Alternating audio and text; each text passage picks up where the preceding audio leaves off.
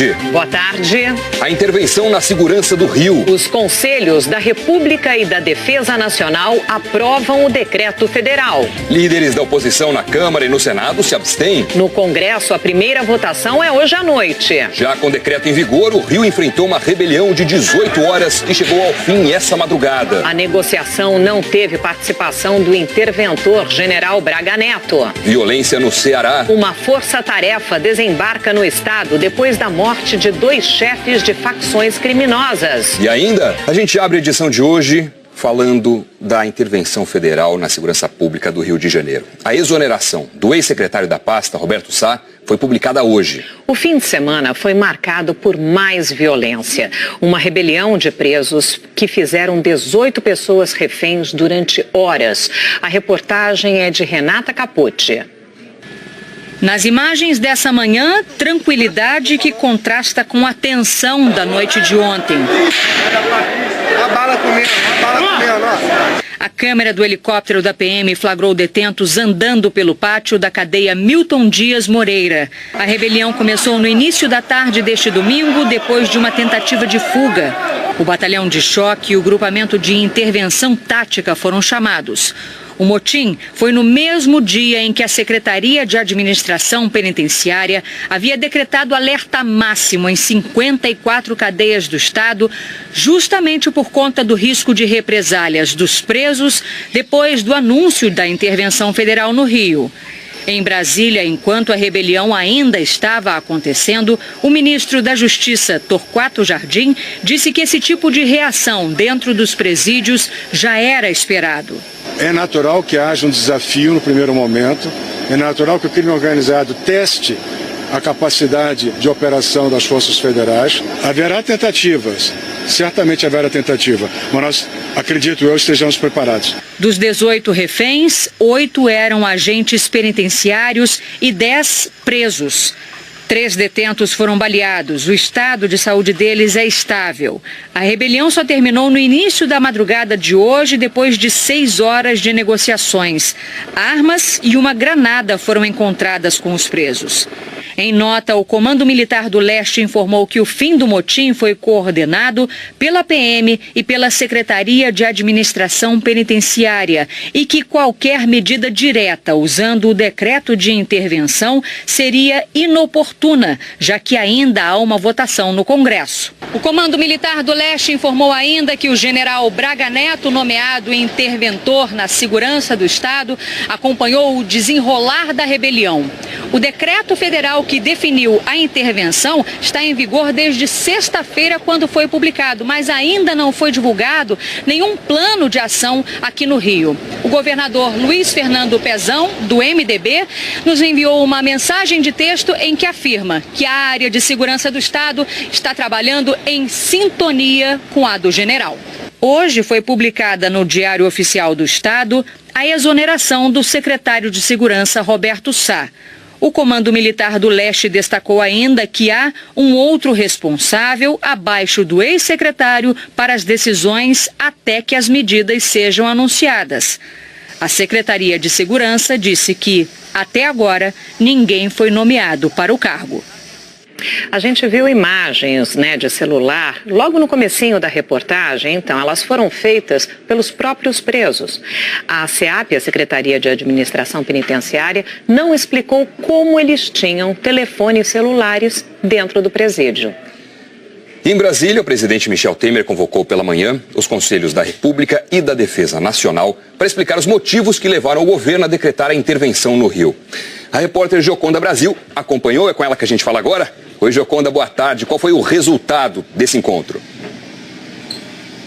Oi, Doni, boa tarde a você, boa tarde a todos. A reunião durou pouco mais de 1 hora. De acordo com o ministro da Defesa, Raul Jungmann, no Conselho de Defesa, a intervenção foi aprovada por unanimidade. Já no Conselho da República, os representantes da oposição na Câmara e no Senado, os 2 representantes, preferiram não votar, se abstiveram da votação. De acordo com o líder da minoria no Senado, Humberto Costa, do PT, o governo não deu dados suficientes, como, por exemplo, o aumento no número número da criminalidade ou também valores de recursos necessários que justifiquem a intervenção. O interventor General Braga Neto não participou da reunião. De acordo com o Comando Militar do Leste, as ações para a intervenção vão ser colocadas em práticas depois que o decreto da intervenção for aprovado pelo Congresso. Jungmann disse que, do ponto de vista legal e jurídico, a intervenção já está valendo e que a falta de ação imediata do interventor se deve a ações de planejamento que já estão sendo finalizadas.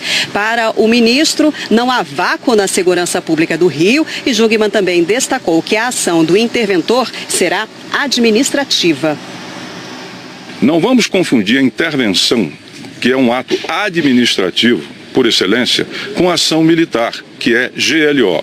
GLO é a mesma que está valendo lá desde o ano passado e há claramente uma subordinação ao Estado-Maior Conjunto das Forças Armadas ao Ministério da Defesa. Aqui não mudou nada.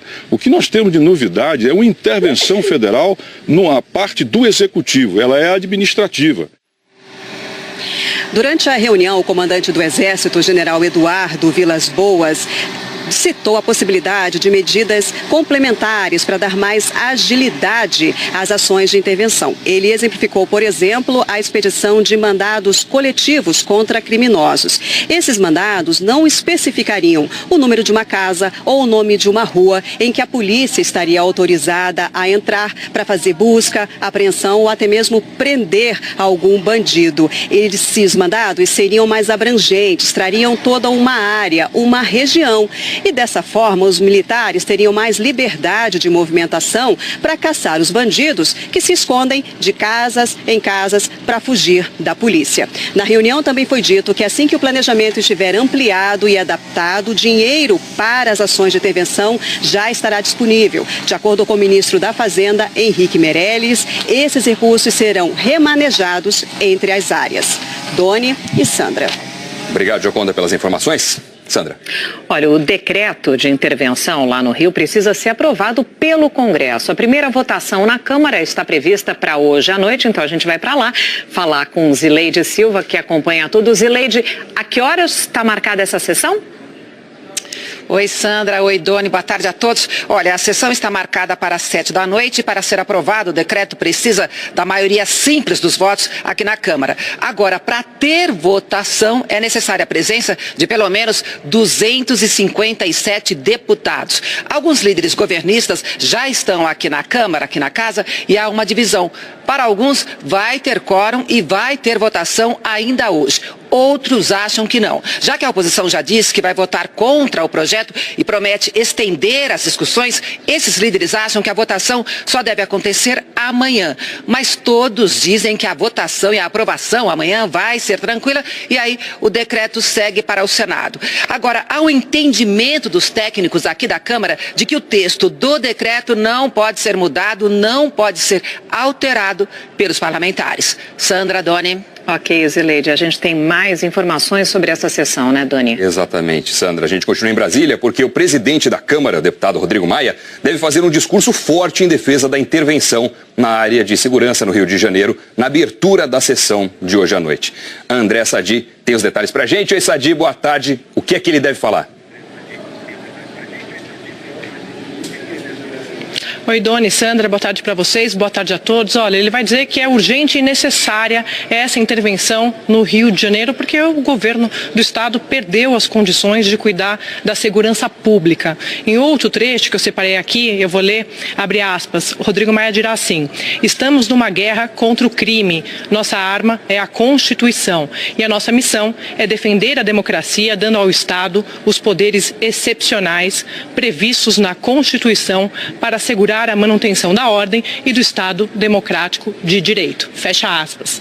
Palavras do presidente da Câmara, Rodrigo Maia, que serão ditas hoje nessa sessão marcada para acontecer às 19 horas aqui no plenário da Câmara. Rodrigo Maia disse também que bateu o martelo e que não cabem emendas a este decreto que será discutido hoje no plenário. Ontem ele chegou a discutir o rito, na verdade foi relatar o rito da votação deste decreto para a ministra Carmen Lúcia, que é presidente do Supremo. E hoje bateu o martelo, não cabem emendas, segundo Rodrigo Maia, ao decreto. Doni, Sandra. André Sadi, obrigado. A gente continua falando de segurança agora lá no Ceará. 36 homens da Força Nacional e a Polícia Federal vão ajudar as forças do Estado no combate ao crime organizado. 2 integrantes de uma facção criminosa foram encontrados mortos na sexta-feira na região metropolitana de Fortaleza. A reportagem é da Aline Oliveira. A força-tarefa do governo federal chegou a Fortaleza esta madrugada. São 26 homens da Polícia Federal e 10 da Força Nacional de Segurança. Na prática é dar apoio à Polícia Militar, à Polícia Civil, à Administração Penitenciária para serviço de inteligência. É completamente diferente do Rio de Janeiro. É cooperação e auxílio. O envio dessa equipe aconteceu depois de um pedido de ajuda feito pelo governador Camilo Santana, do PT, ao governo federal para combater o crime organizado no Ceará. O reforço da segurança era esperado há 2 semanas, mas só veio depois do assassinato de 2 criminosos em Aquiraz, na região metropolitana de Fortaleza. Rogério Jeremias de Simone, o GG do Mangue, que segundo o Ministério Público de São Paulo, era o segundo homem da facção que comanda crimes de dentro das cadeias. E Fabiano Alves de Souza, conhecido como Paca, que estava em liberdade desde 2013. Os corpos foram encontrados nessa reserva indígena em Aquiraz, na região metropolitana de Fortaleza. GG era procurado desde o ano passado. Ele cumpriu pena por 13 anos por vários crimes. Em fevereiro do ano passado, foi colocado em liberdade por um habeas corpus concedido pelo Supremo Tribunal Federal, 2 semanas antes de ser julgado como mandante do assassinato de 2 rivais em 2004. A polícia suspeitava que GG tinha fugido do país e que vivia entre a Bolívia e o Paraguai. Junto com Paca, estaria cuidando da logística para transportar drogas para o Brasil. A polícia do Ceará vai investigar a morte dos 2 com a ajuda de autoridades de São Paulo. A linha principal de investigação é de que houve a ordem para o assassinato desses integrantes, que partiu da própria cúpula da organização criminosa aqui de São Paulo. A atuação de facções criminosas aqui no Ceará tem preocupado autoridades. No mês passado, 14 pessoas foram mortas e 18 ficaram feridas numa chacina na periferia de Fortaleza. 2 dias depois, uma briga entre facções rivais provocou a morte de 10 presos na cadeia pública de Itapajé, no interior do estado. A gente fala agora de Roraima. O repórter José Roberto Burnier está lá acompanhando a situação dos venezuelanos que estão fugindo da ditadura de Nicolás Maduro. Desemprego, fome e uma inflação que passou de 2.000% no ano passado tem motivado milhares de venezuelanos a procurar refúgio, principalmente no Brasil, na Colômbia e também nos Estados Unidos. Vamos falar com o Burnier agora. Burnier, boa tarde para você. Os venezuelanos vêm na esperança de resolver esses problemas, mas a realidade que encontram ao entrar no Brasil é dura, é difícil, né? Boa tarde, Dona, para você, Sandra, boa tarde para todos. Sem dúvida nenhuma, a cada dia que passa aumenta o drama desses venezuelanos que chegam ao Brasil pela fronteira aqui com Roraima. Tanto lá em Pacaraima, que fica bem na divisa, na fronteira, perdão, quanto aqui em Boa Vista, na capital. É gente que está vivendo de uma forma muito precária. A primeira parada deles é aqui, nessa praça chamada Simão Bolívar.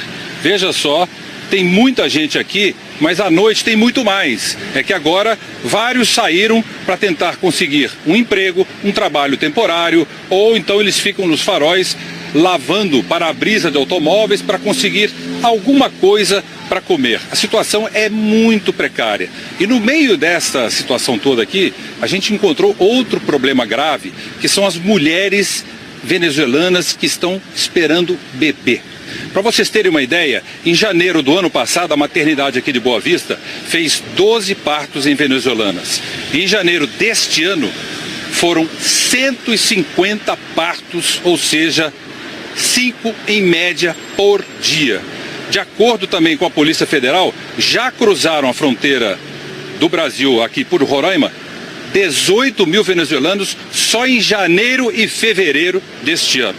Todos eles estão dependendo exclusivamente da boa vontade e da solidariedade dos roraimenses e dos boavistenses. Veja aí na reportagem que nós preparamos para você.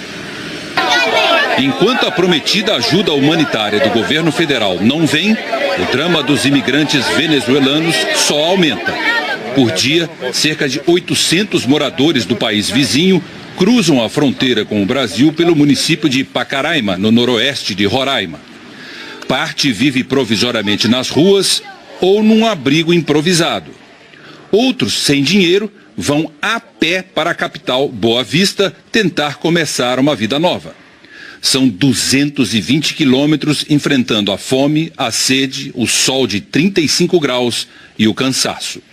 Esse rapaz de apenas 19 anos diz que não há esperança na Venezuela de Nicolás Maduro. Olha só, o Hernan, ele trabalhava numa construtora, está aqui o contrato de trabalho dele, e ganhava 580 mil bolívares por mês. Fazendo o câmbio aqui que eles cobram aqui nessa região da fronteira, isso representa R$15 por mês. E é claro que com isso ele não conseguia sobreviver. É por isso que ele e a irmã estão vindo para o Brasil e praticamente sem nenhum dinheiro, sem recurso, eles estão indo a pé até Boa Vista. Quando chegam a Boa Vista, a primeira parada é nessa praça, onde hoje 400 venezuelanos vivem em condições precárias. Essa mulher, grávida de 6 meses, diz que corre o risco de perder o bebê e que não tem a menor ideia de onde vai dar à luz ao seu filho. Por a necessidade também da comida. Todos sobrevivem da solidariedade de alguns brasileiros, como Dona Ruth, dona de um restaurante ali em frente. Ao final do expediente, as sobras são doadas aos venezuelanos. Eles estão assim, numa situação que é desesperadora, né? E a gente vê e a gente faz o que a gente pode. Olha só o que acontece quando chegam outras doações. É o desespero atrás de comida. Esse carro chegou aqui para fazer doação, eles correm, formam fila. Olha aí, olha a correria. A praça vira um refeitório a céu aberto.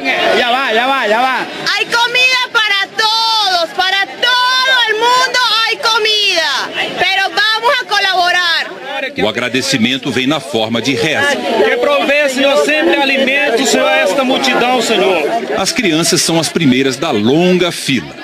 A pequena Valéria mal pode esperar seu prato encher de comida. A gente pede para um, pede para outro. Se eles vieram até aqui, então aqui nós temos que ajudar. Não vamos deixar esse povo morrer de fome e de sede. Para sabermos quando começa de fato a ajuda humanitária prometida pelo governo federal, nós conversamos com o comandante-geral do Exército aqui de Roraima.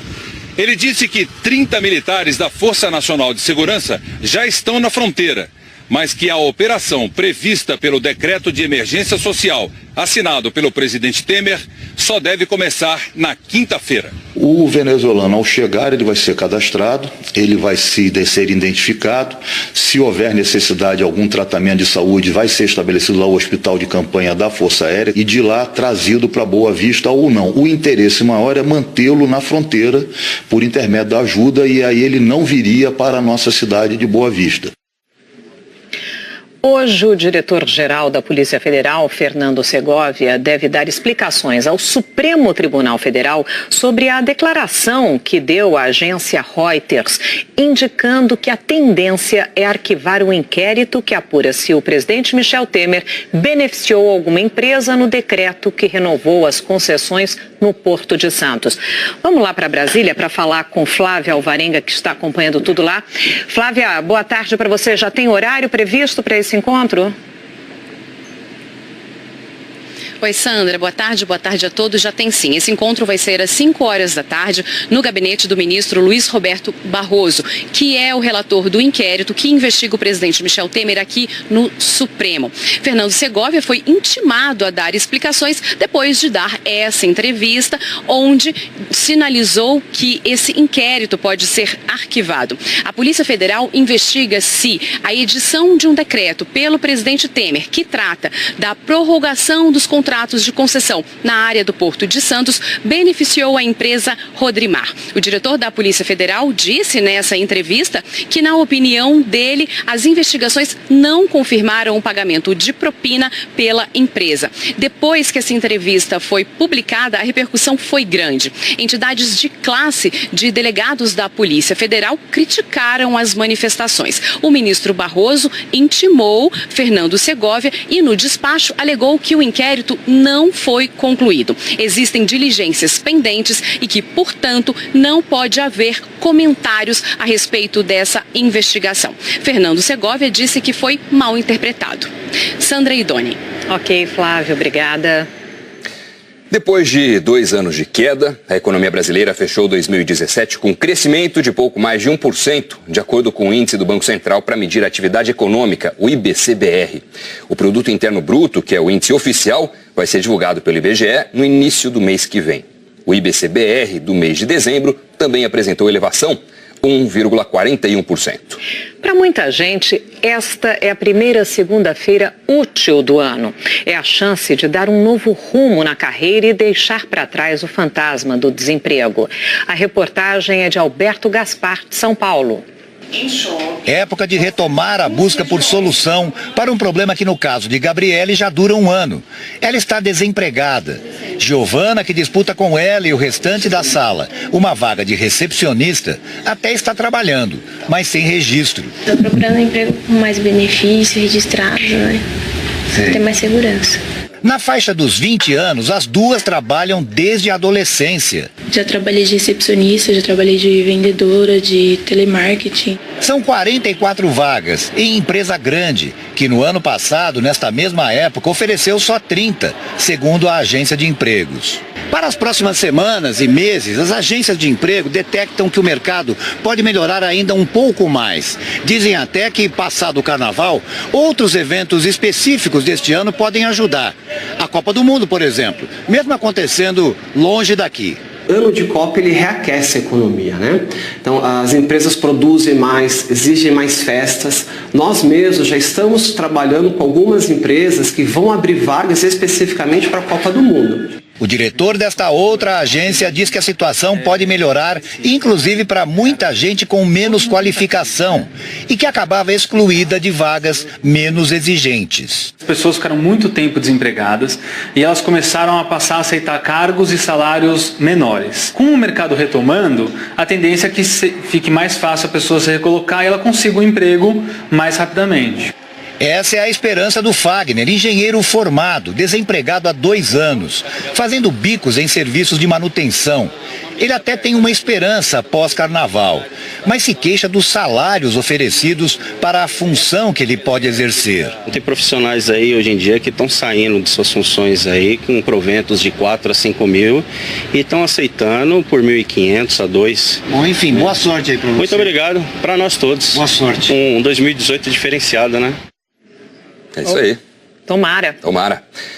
Vamos falar agora da previsão do tempo. Eliana Marques, bem-vinda, boa tarde. Muito obrigada, boa tarde para vocês, boa tarde a todos. Pode escolher, quer começar falando de onde? Vou começar pelo destaque do início da semana, que olha, por incrível que pareça, é a chuva lá no Nordeste. Então vamos para lá. Maceió amanheceu com ruas alagadas, agora à tarde, também à noite, a chuva perde força em Maceió. Agora, em São Luís, ainda tem previsão de muita chuva hoje e como a gente vê, tanto de madrugada quanto de cedo, o começo do dia aí foi bem chuvoso em São Luís. São Luís, Natal, também João Pessoa e Maceió estão com fevereiro com mais chuva que o normal.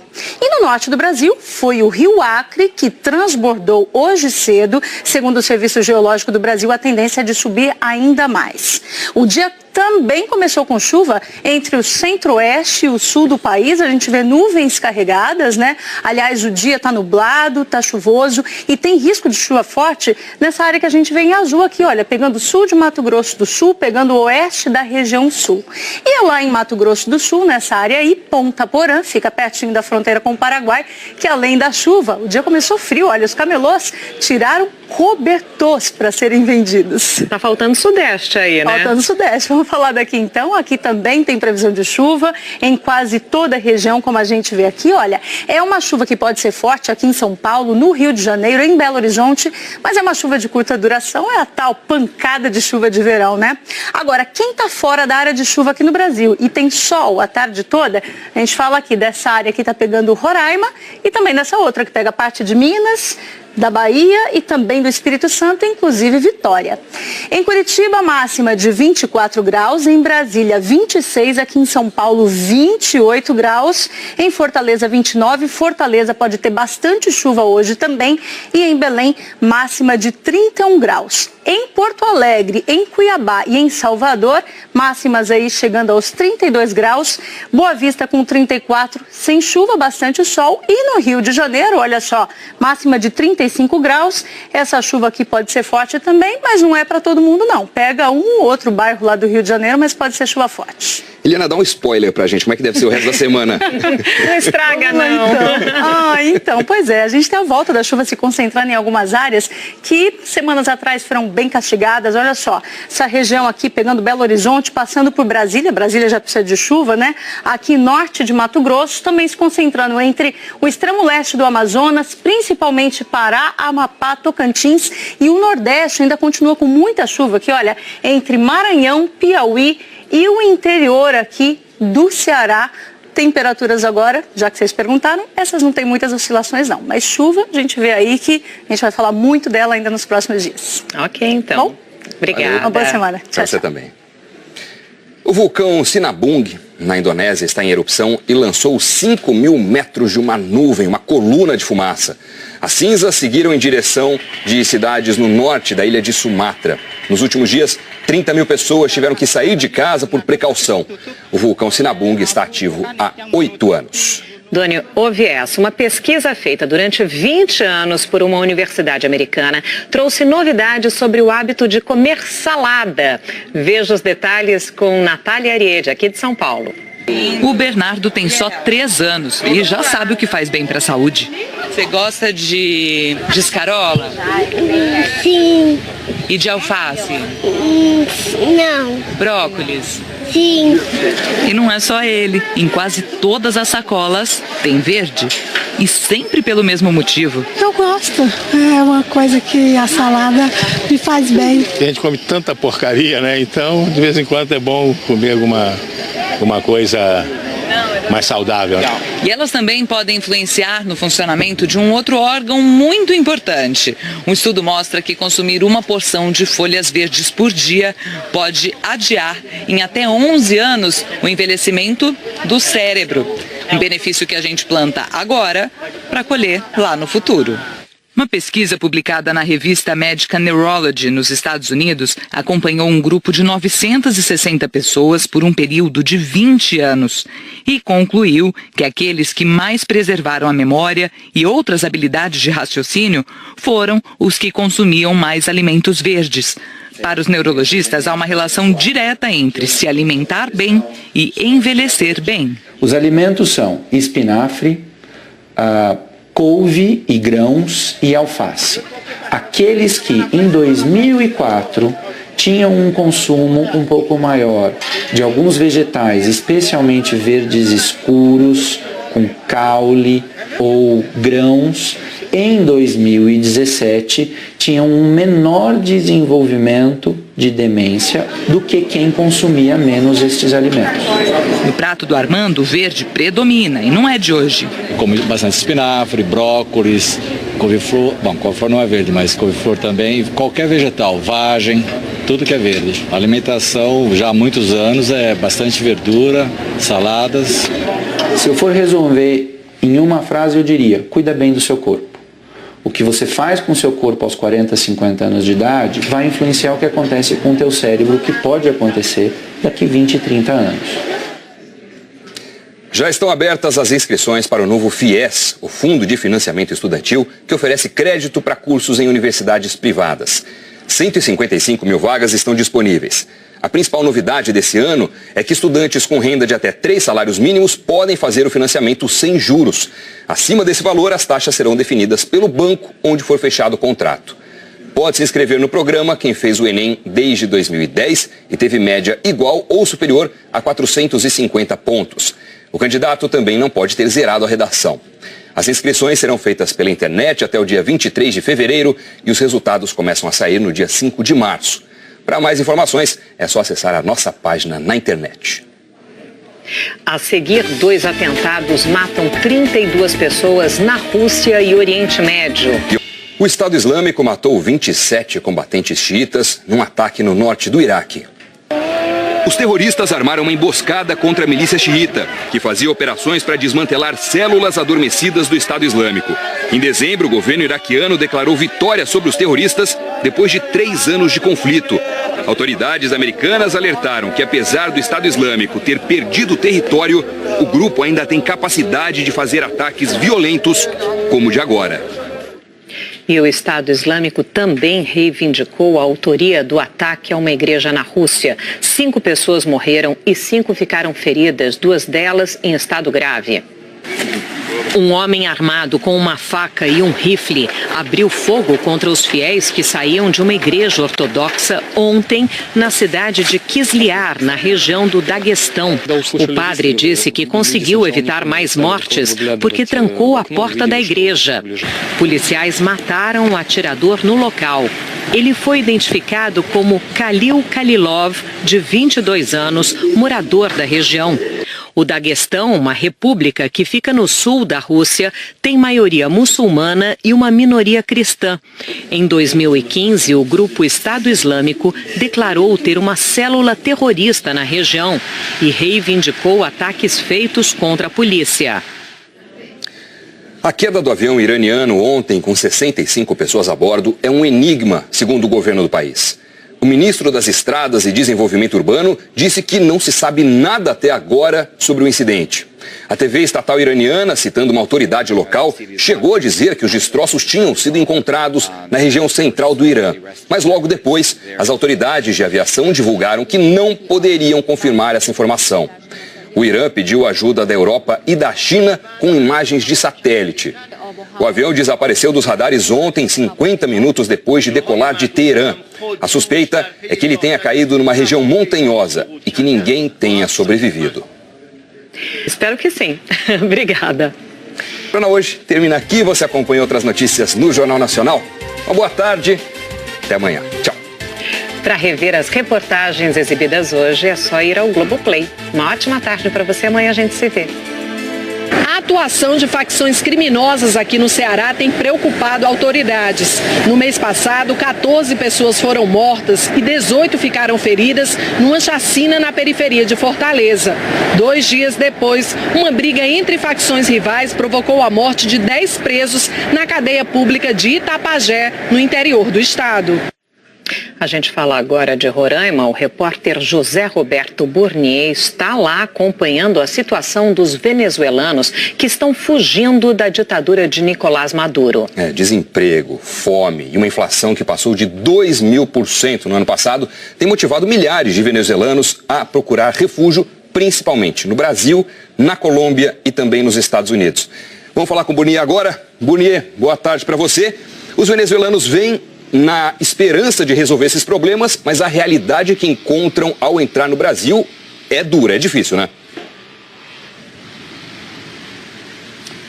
Boa tarde, Dona, para você, Sandra, boa tarde para todos. Sem dúvida nenhuma, a cada dia que passa aumenta o drama desses venezuelanos que chegam ao Brasil pela fronteira aqui com Roraima. Tanto lá em Pacaraima, que fica bem na divisa, na fronteira, perdão, quanto aqui em Boa Vista, na capital. É gente que está vivendo de uma forma muito precária. A primeira parada deles é aqui, nessa praça chamada Simão Bolívar. Veja só, tem muita gente aqui, mas à noite tem muito mais. É que agora vários saíram para tentar conseguir um emprego, um trabalho temporário, ou então eles ficam nos faróis lavando para-brisa de automóveis para conseguir alguma coisa para comer. A situação é muito precária. E no meio dessa situação toda aqui, a gente encontrou outro problema grave, que são as mulheres venezuelanas que estão esperando bebê. Para vocês terem uma ideia, em janeiro do ano passado, a maternidade aqui de Boa Vista fez 12 partos em venezuelanas. Em janeiro deste ano, foram 150 partos, ou seja, 5 em média por dia. De acordo também com a Polícia Federal, já cruzaram a fronteira do Brasil aqui por Roraima 18 mil venezuelanos só em janeiro e fevereiro deste ano. Todos eles estão dependendo exclusivamente da boa vontade e da solidariedade dos roraimenses e dos boavistenses. Veja aí na reportagem que nós preparamos para você. Enquanto a prometida ajuda humanitária do governo federal não vem, o drama dos imigrantes venezuelanos só aumenta. Por dia, cerca de 800 moradores do país vizinho cruzam a fronteira com o Brasil pelo município de Pacaraima, no noroeste de Roraima. Parte vive provisoriamente na... da intervenção federal no Rio. Em Brasília, enquanto a rebelião ainda estava acontecendo, o ministro da Justiça, Torquato Jardim, disse que esse tipo de reação dentro dos presídios já era esperado. É natural que haja um desafio no primeiro momento, é natural que o crime organizado teste a capacidade de operação das forças federais. Haverá tentativas, certamente haverá tentativa, mas nós, acredito eu, estejamos preparados. Dos 18 reféns, 8 eram agentes penitenciários e 10 presos. 3 detentos foram baleados. O estado de saúde deles é estável. A rebelião só terminou no início da madrugada de hoje, depois de 6 horas de negociações. Armas e uma granada foram encontradas com os presos. Em nota, o Comando Militar do Leste informou que o fim do motim foi coordenado pela PM e pela Secretaria de Administração Penitenciária e que qualquer medida direta usando o decreto de intervenção seria inoportuna, já que ainda há uma votação no Congresso. O Comando Militar do Leste informou ainda que o general Braga Neto, nomeado interventor na segurança do Estado, acompanhou o desenrolar da rebelião. O decreto federal que definiu a intervenção está em vigor desde sexta-feira, quando foi publicado, mas ainda não foi divulgado nenhum plano de ação aqui no Rio. O governador Luiz Fernando Pezão, do MDB, nos enviou uma mensagem de texto em que afirma que a área de segurança do Estado está trabalhando em sintonia com a do general. Hoje foi publicada no Diário Oficial do Estado a exoneração do secretário de Segurança, Roberto Sá. O Comando Militar do Leste destacou ainda que há um outro responsável abaixo do ex-secretário para as decisões até que as medidas sejam anunciadas. A Secretaria de Segurança disse que, até agora, ninguém foi nomeado para o cargo. A gente viu imagens, de celular, logo no comecinho da reportagem, então elas foram feitas pelos próprios presos. A SEAP, a Secretaria de Administração Penitenciária, não explicou como eles tinham telefones celulares dentro do presídio. Em Brasília, o presidente Michel Temer convocou pela manhã os Conselhos da República e da Defesa Nacional para explicar os motivos que levaram o governo a decretar a intervenção no Rio. A repórter Gioconda Brasil acompanhou, é com ela que a gente fala agora. Oi, Gioconda, boa tarde. Qual foi o resultado desse encontro? Oi, Doni, boa tarde a você, boa tarde a todos. A reunião durou pouco mais de 1 hora. De acordo com o ministro da Defesa, Raul Jungmann, no Conselho de Defesa, a intervenção foi aprovada por unanimidade. Já no Conselho da República, os representantes da oposição na Câmara e no Senado, os 2 representantes, preferiram... Nada. Veja os detalhes com Natália Ariede, aqui de São Paulo. O Bernardo tem só 3 anos e já sabe o que faz bem para a saúde. Você gosta de escarola? Sim. E de alface? Não. Brócolis? Sim. E não é só ele. Em quase todas as sacolas tem verde. E sempre pelo mesmo motivo. Eu gosto.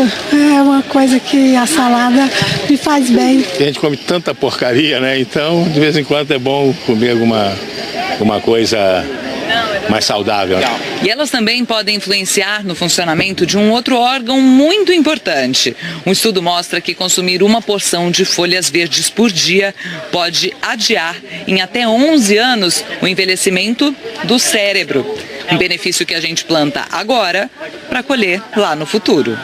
Uma pesquisa publicada na revista Medical Neurology, nos Estados Unidos, acompanhou um grupo de 960 pessoas por um período de 20 anos e concluiu que aqueles que mais preservaram a memória e outras habilidades de raciocínio foram os que consumiam mais alimentos verdes. Para os neurologistas, há uma relação direta entre se alimentar bem e envelhecer bem. Os alimentos são espinafre, couve e grãos e alface. Aqueles que em 2004 tinham um consumo um pouco maior de alguns vegetais, especialmente verdes escuros, com caule ou grãos, em 2017 tinham um menor desenvolvimento de demência do que quem consumia menos estes alimentos. No prato do Armando, o verde predomina e não é de hoje. Como bastante espinafre, brócolis, couve-flor, couve-flor não é verde, mas couve-flor também, qualquer vegetal, vagem, tudo que é verde. A alimentação já há muitos anos é bastante verdura, saladas. Se eu for resolver em uma frase, eu diria, cuida bem do seu corpo. O que você faz com o seu corpo aos 40, 50 anos de idade vai influenciar o que acontece com o teu cérebro, o que pode acontecer daqui 20, 30 anos. Já estão abertas as inscrições para o novo FIES, o Fundo de Financiamento Estudantil, que oferece crédito para cursos em universidades privadas. 155 mil vagas estão disponíveis.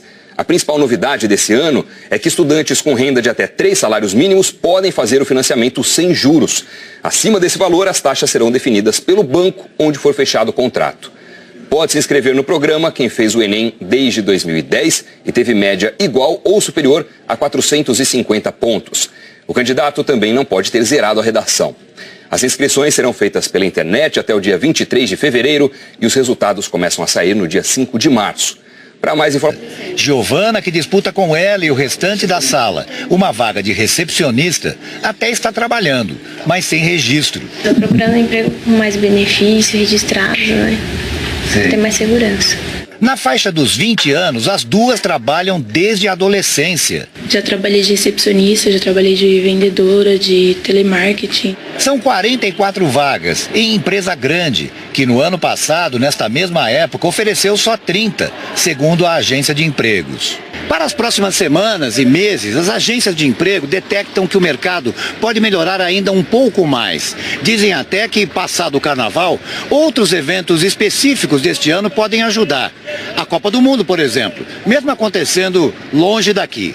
Ano de Copa, ele reaquece a economia, né?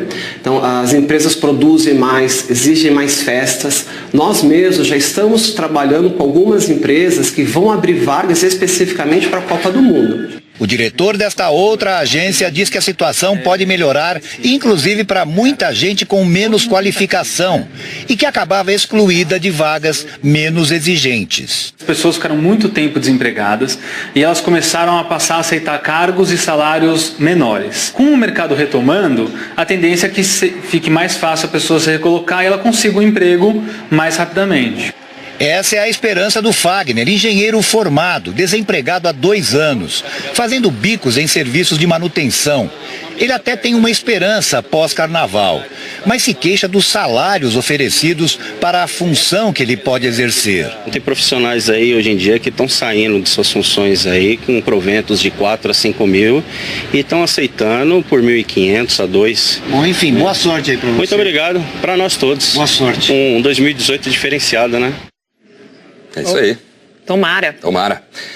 Vamos falar agora da previsão do tempo. Eliana Marques, bem-vinda, boa tarde. Muito obrigada, boa tarde para vocês, boa tarde a todos. Pode escolher, quer começar falando de onde? Vou começar pelo destaque do início da semana, que olha, por incrível que pareça, é a chuva lá no Nordeste. Então vamos para lá.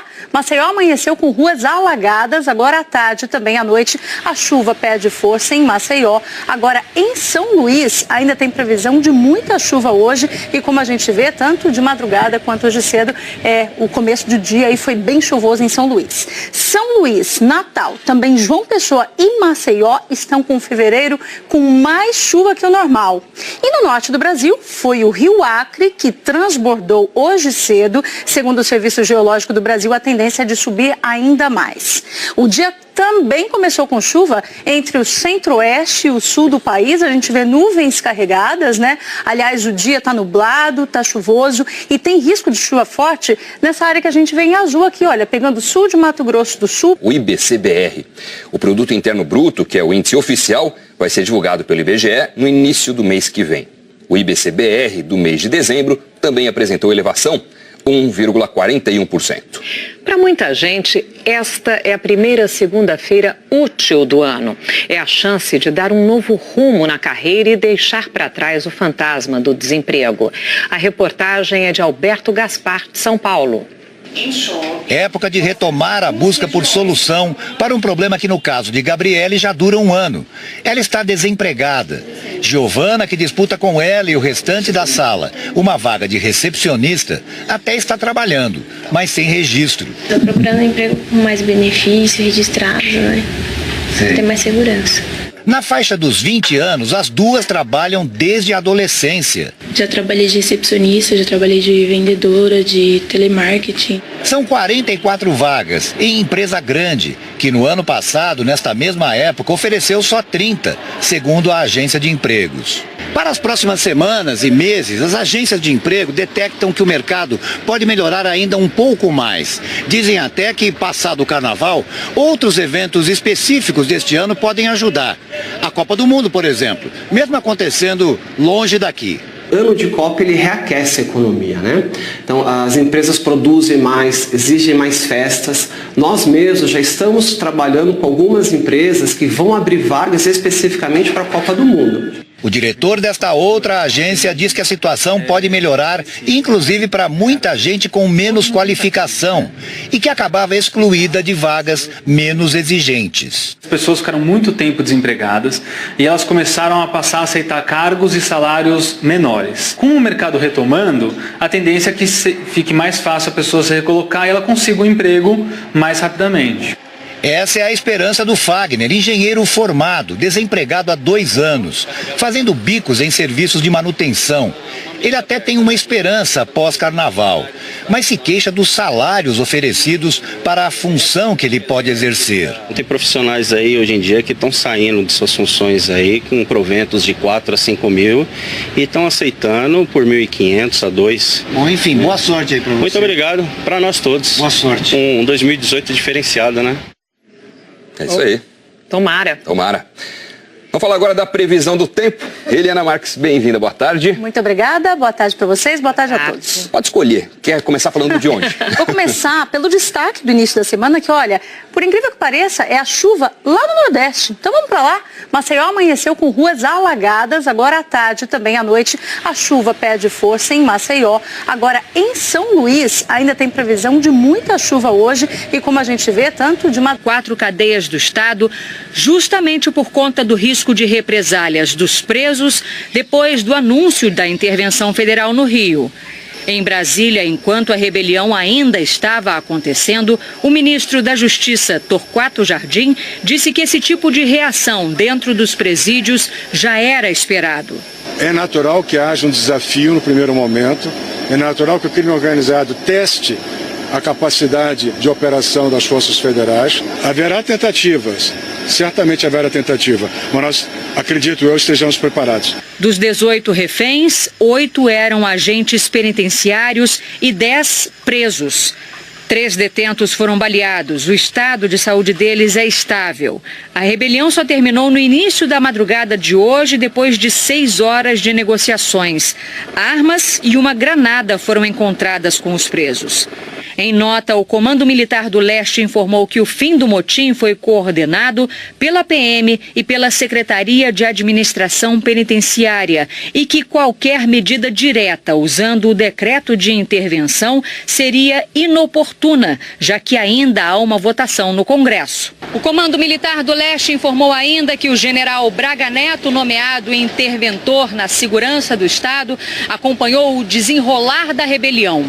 O decreto federal que definiu a intervenção está em vigor desde sexta-feira, quando foi publicado, mas ainda não foi divulgado nenhum plano de ação aqui no Rio. O governador Luiz Fernando Pezão, do MDB, nos enviou uma mensagem de texto em que afirma que a área de segurança do Estado está trabalhando em sintonia com a do general. Hoje foi publicada no Diário Oficial do Estado a exoneração do secretário de Segurança, Roberto Sá. O Comando Militar do Leste destacou ainda que há um outro responsável abaixo do ex-secretário para as decisões até que as medidas sejam anunciadas. A Secretaria de Segurança disse que, até agora, ninguém foi nomeado para o cargo.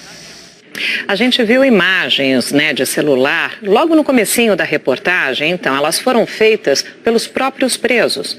A SEAP, a Secretaria de Administração Penitenciária, não explicou como eles tinham telefones celulares dentro do presídio.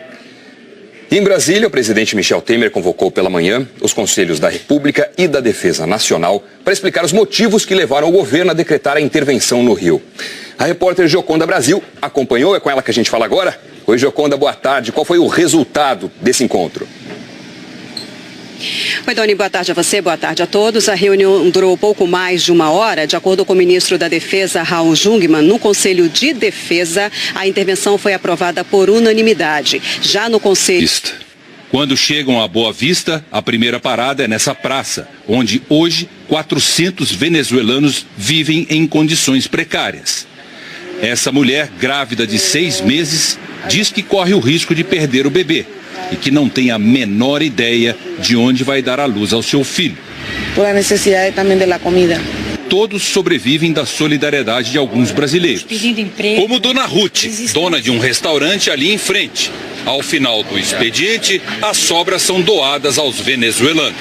Eles estão assim, numa situação que é desesperadora, né?